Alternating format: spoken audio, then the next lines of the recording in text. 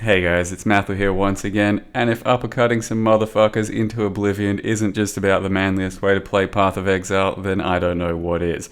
And we are back with yet another edition of the most satisfying skill, I think so anyway, in the game, Infernal Blow. This time around it is with Facebreaker's crit, and it is a Berserker, or Marauder.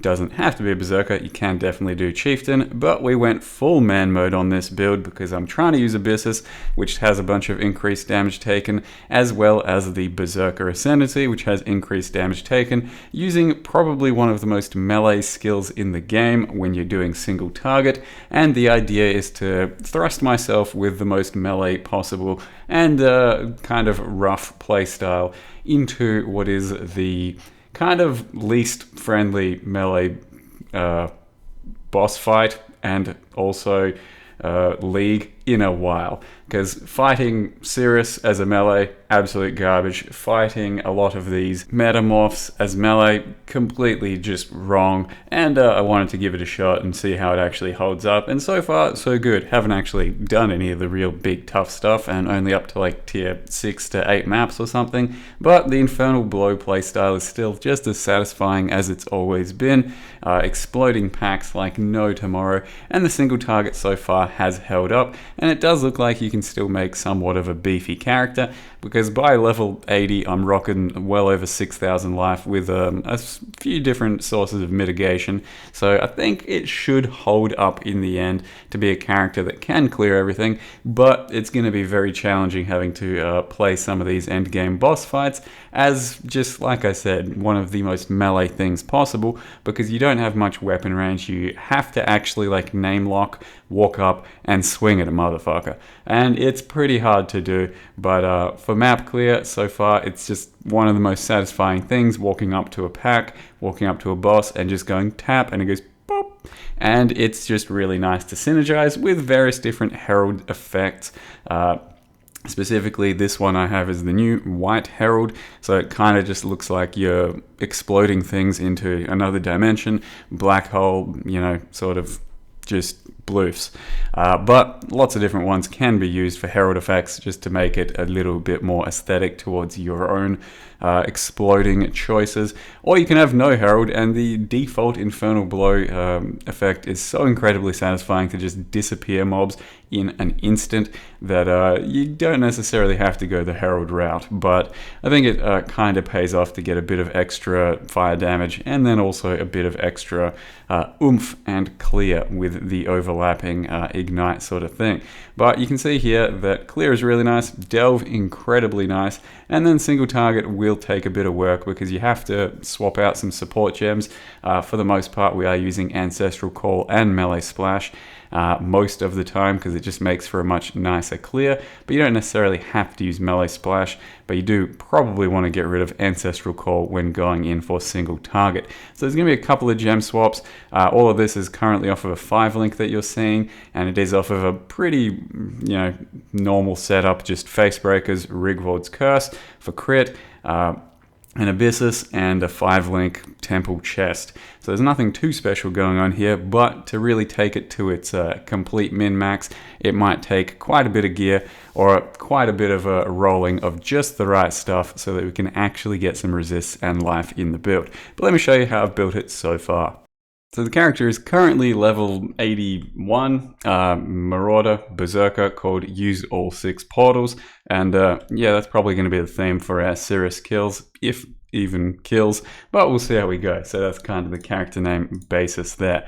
As you can see, no weapon because we are entirely based off of Facebreakers, so Facebreakers give you a lot of extra damage when not using a weapon, and then you have to just essentially try and get a lot of flat physical damage on all of your gear, because it becomes super important as you have none to begin with since you have no weapon. So scaling Facebreakers is always a matter of trying to get as much physical damage as you can everywhere. So Abyssus, usually a staple, and then a Circle of Guilt based off of our Herald of Purity gives us a lot of extra physical, and the rest is just crit scaling from Rigward's Curse. What Rigward's Curse does is also give you some crit scaling because you previously on Facebreakers unarmed have no crit. So this gives you 7 base crit, and then you can start scaling all of your crit off of that. So it's a tough build to like kind of put together to begin with, because you have to use like 3 or 4 uniques. You can even go much deeper for more damage, because so many different uniques really scream to be used for this sort of thing. So you're already at a huge disadvantage of resists life, thanks to having to use Abyssus, Facebreakers, Rigworlds, probably one of these. You don't necessarily have to though. And then a long time ago, you also had to use a Lycosidae in your offhand slot just to fill out your accuracy, because it was really hard to fill out accuracy otherwise too. But now that we've got precision, it's not too bad.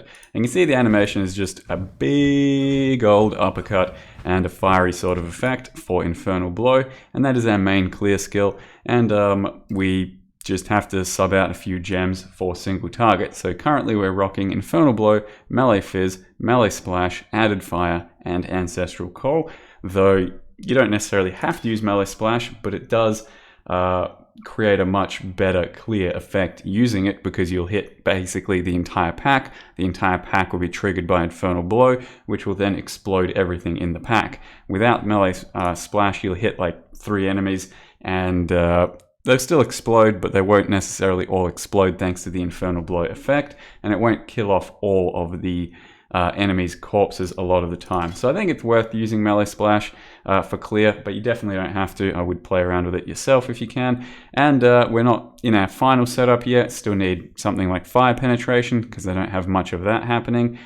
Still need to 6-link this shit. And I've also got a Curse on Hit, Combustion, Assassin's Mark, and Orb of Storms set up here, which is a bit clunky to charge around and press Orb of Storms, but you don't have to do it too often. It's mostly for the tougher enemies. And besides that, we are Berserker, so I do have a bunch of extra damage, as well as some leech, but we've also got the Warbringer Warcry node, which has been buffed a bit. You can see it's got double damage as well. So not only are we getting all of the Warcry node buffs there, but you're also getting 15% chance to double damage, and you're running around pressing your Warcry non-stop, trying to keep up your endurance charges as well as the buff, and then bunch of life and mana.